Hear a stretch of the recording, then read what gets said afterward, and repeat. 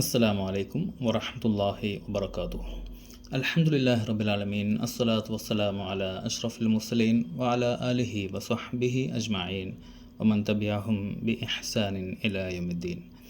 പ്രിയമുള്ള സഹോദരങ്ങളെ, ഞാൻ ഈ അടുത്ത് കണ്ട ഒരു കാഴ്ചയെക്കുറിച്ച് ചില കാര്യങ്ങൾ പറയാനാണ് ഈ പോഡ്കാസ്റ്റിൽ വന്നിട്ടുള്ളത്.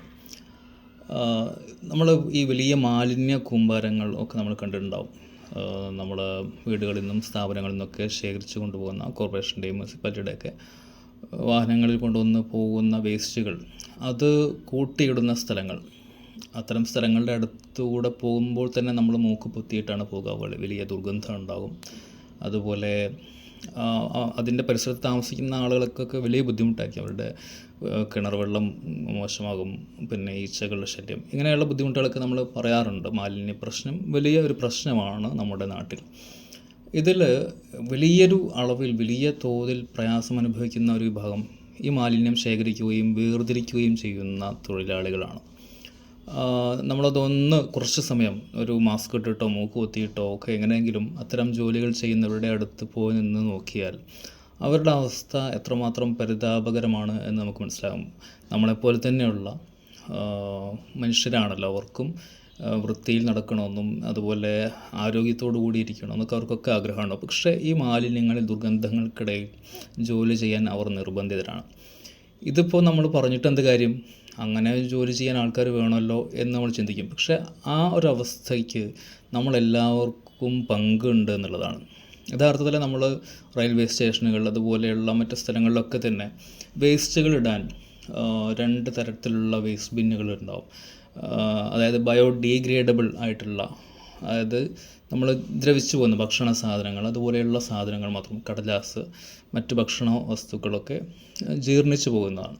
അങ്ങനെയുള്ള വസ്തുക്കൾ ഇടാൻ ഒരു ബിൻ ഉണ്ടാവും. മിക്കവാറും അത് ഗ്രീൻ കളറിലാണ് ഉണ്ടാവുക. അതുപോലെ ബയോഡീഗ്രേഡബിൾ അല്ലാത്ത സാധനങ്ങൾ ഇടാൻ പ്ലാസ്റ്റിക് കവറുകൾ, അതുപോലെ അങ്ങനെ സ്വാഭാവികമായിട്ട് നശിച്ചു പോകാത്ത, കത്തിച്ചിട്ടോ മറ്റു രീതിയിലോ മാത്രം ഡിസ്പോസ് ചെയ്യേണ്ട രീതിയിലുള്ള സാധനങ്ങൾ ഇടാൻ വേണ്ടിയിട്ട് സെപ്പറേറ്റ് ബിൻ ഉണ്ടാവും. ഇങ്ങനെ ചില സ്ഥലത്ത് 2-3 ടൈപ്പ് ഉണ്ടാവും. പ്ലാസ്റ്റിക് ബോട്ടിൽസ് ഇടാൻ വേണ്ടി മാത്രമായിട്ടൊരു ബിൻ ഉണ്ടാവും. പക്ഷേ ഇത് നമ്മൾ മലയാളികൾക്കിടയിൽ പ്രത്യേകിച്ച് യാതൊരു ശ്രദ്ധയില്ലാതെ നമുക്ക് ഇഷ്ടമുള്ളതിൽ കൊണ്ടുപോയിടും. സ്വാഭാവികമായിട്ടും സംഭവിക്കുകയെന്ന് വെച്ച് കഴിഞ്ഞാൽ, അത് നമ്മൾ ഭക്ഷണം വേസ്റ്റൊക്കെ കൊണ്ടുപോയിടുന്ന ആ സമയത്ത് സ്മെല്ലില്ലെങ്കിലും കുറച്ച് കഴിയുമ്പോഴത്തേക്കും അത് വളരെയധികം ദുർഗന്ധം വമിക്കുന്ന, രോഗാണുക്കൾ ഒരുപാട് പെരുകിയിട്ടുള്ള, ബാക്ടീരിയാസും മറ്റ് അണുക്കളൊക്കെയുള്ള, പലപ്പോഴും പുഴുക്കളും ഈച്ചയും ആർക്കുന്ന ഒരവസ്ഥയിലേക്ക് കുറച്ച് സമയം കൊണ്ട് അത് മാറും. അപ്പോൾ ഈ പ്ലാസ്റ്റിക്കും കടലാസും മറ്റു വസ്തുക്കളും ഈ ഭക്ഷണ വേസ്റ്റുകളും ഒക്കെ കൂടിക്കുഴഞ്ഞ് വല്ലാത്തൊരവസ്ഥയിലായിരിക്കും. അതവർ കുത്തിയിരുന്ന് വേർതിരിക്കേണ്ടി വരുന്നൊരവസ്ഥയെക്കുറിച്ച് ആലോചിക്കുക. വളരെ പ്രയാസമുള്ള കാര്യമാണ്. അപ്പോൾ നമ്മൾ ചുരുങ്ങിയത് ഈ വീഡിയോ കേൾക്കുന്ന, ഈ ശബ്ദം കേൾക്കുന്ന ഓരോരുത്തരും ചിന്തിക്കുകയാണ്, ഇനിയെങ്കിലും നമ്മൾ വേസ്റ്റ് ഇടും. നമ്മളെന്തായാലും വേസ്റ്റ്, ചില ആളുകൾ വേസ്റ്റ് ബിന്നിൽ തന്നെ ഇടില്ല, എടുത്ത് വലിച്ചെറിയും. അതുപോലെ റോഡിൻ്റെ പരിസരങ്ങളിലൊക്കെ അതുകൊണ്ടാക്കുന്ന ഒരു ദുരന്തം പറഞ്ഞ ദുർഗന്ധം, മാലിന്യം എന്നുള്ള നിലയ്ക്കൊരു പ്രശ്നം. പിന്നെ ഈ നായ്ക്കളും തെരുവ് നായ്ക്കളൊക്കെ വർദ്ധിക്കാനുള്ള ഒരു കാരണം നമ്മൾ വേസ്റ്റുകൾ അലക്ഷ്യമായിട്ട് വലിച്ചെറിയുന്നതാണ്. എന്നിട്ട് അപ്പോൾ നായ്ക്കളുടെ ശല്യം കൂടും. ആ തെരുവ് നായ്ക്കളുടെ കടിയും മാത്രമല്ല, ഇരുചക്ര വാഹനങ്ങളിലും മറ്റു വാഹനങ്ങളിലും പോകുമ്പോൾ ആക്സിഡൻറ്റുകൾ ഉണ്ടാകുന്നതിൽ ഈ തെരുവ് നായ്ക്കളുടെ പങ്ക് വലിയൊരു പങ്കാണ്. ആ തെരുവ് നായ്ക്കളെ റോഡരികിലേക്ക് ക്ഷണിച്ചു വരുത്തിയത് ഈ വേസ്റ്റ് വലിച്ചെറിയുന്നവരാണ്. അപ്പോൾ ഇങ്ങനെ തുടങ്ങി ഒരുപാട് പ്രശ്നങ്ങൾ. അത് നമ്മൾ നിസ്സാരമെന്ന് കരുതിയിട്ട് ഒരു വേസ്റ്റ് റോഡ് സൈഡിലേക്ക് വലിച്ചെറിയുമ്പോൾ അതിലൂടെ ഉണ്ടാകുന്ന ദുരന്തങ്ങൾ, തെരുവ് നായ്ക്കൾ വരുന്നു, അതിലൂടെ റോഡ് അപകടങ്ങൾ കൂടുന്നു, തെരുവ് നായ്ക്കളുടെ കടിയും മറ്റ് ശല്യങ്ങളും ഉണ്ടാകുന്നു. ഇങ്ങനെയുള്ള പ്രശ്നങ്ങൾ ഒരു സൈഡിലുണ്ട്. ഇനി നമ്മൾ വേസ്റ്റ് ബിന്നുകൾ ഉപയോഗിക്കുമ്പോൾ തന്നെ ഇത് ശ്രദ്ധിക്കാതെ ഏത് വേസ്റ്റ് എവിടെ എങ്ങനെ ഇടണം എന്നുള്ളൊരു ബോധമില്ലായ്മ കൊണ്ട്, നമ്മുടെ അശ്രദ്ധമായി നമ്മൾ കൈകാര്യം ചെയ്യുന്നതുകൊണ്ട് നമ്മളെപ്പോലെയുള്ള ഒരുപാട് മനുഷ്യർ വലിയ പ്രയാസം അനുഭവിച്ചുകൊണ്ട്, ദുർഗന്ധവും ഒക്കെ സഹിച്ചുകൊണ്ട് അത് സെപ്പറേറ്റ് ചെയ്യാൻ നിർബന്ധിതരാണ് എന്നുള്ളത് നമ്മൾ ആലോചിക്കണം.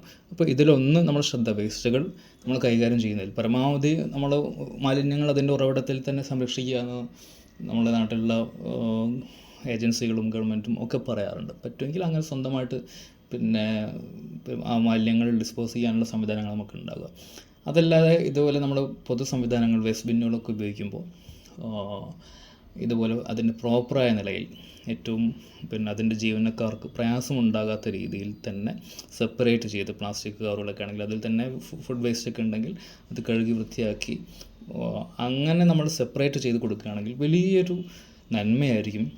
ഒരു വിശ്വാസിയെ സംബന്ധിച്ച് നന്മ കിട്ടുന്ന, പ്രതിഫലം ലഭിക്കുന്ന, അള്ളാഹുവിൻ്റെ അടുത്ത് പ്രതിഫലം ലഭിക്കുന്ന ഒരു കാര്യമായിരിക്കും. നമ്മൾ ആ കാര്യത്തിൽ ശ്രദ്ധിക്കും. നമ്മളിപ്പം വഴിയരികിൽ നിന്ന് ഉപദ്രവം നീക്കൽ വിശ്വാസത്തിൻ്റെ ഭാഗമാണ് എന്ന് പറയുന്ന പോലെ തന്നെ മാലിന്യങ്ങൾ പ്രോപ്പറായ നിലയിൽ കൈകാര്യം ചെയ്യുക, അത് അലക്ഷ്യമായി വലിച്ചെറിയാതിരിക്കുക. അത് നമ്മൾ മാലിന്യങ്ങൾ നിക്ഷേപിക്കുമ്പോൾ നിക്ഷേപിക്കേണ്ടിടത്ത് അതിൻ്റേതായ രീതിയിൽ ചെയ്തിട്ടുണ്ടെങ്കിൽ അതിനൊക്കെയും പ്രതിഫലമുണ്ട് എന്നും അശ്രദ്ധമായി കൈകാര്യം ചെയ്താൽ അതിന് ശിക്ഷയുണ്ടെന്നൊക്കെ നമ്മൾ മനസ്സിലാക്കുക. ഇതുപോലുള്ള സാമൂഹ്യമായ മര്യാദകൾ കൂടെ അതൊക്കെ വിശ്വാസത്തിൻ്റെ ഭാഗമായി കണ്ട് നമ്മുടെ ഒരു നല്ല വ്യക്തികളായി മാറുവാൻ, നല്ലൊരു സമൂഹം കെട്ടിപ്പടുക്കുവാൻ നമുക്ക് എല്ലാവർക്കും സാധിക്കട്ടെ.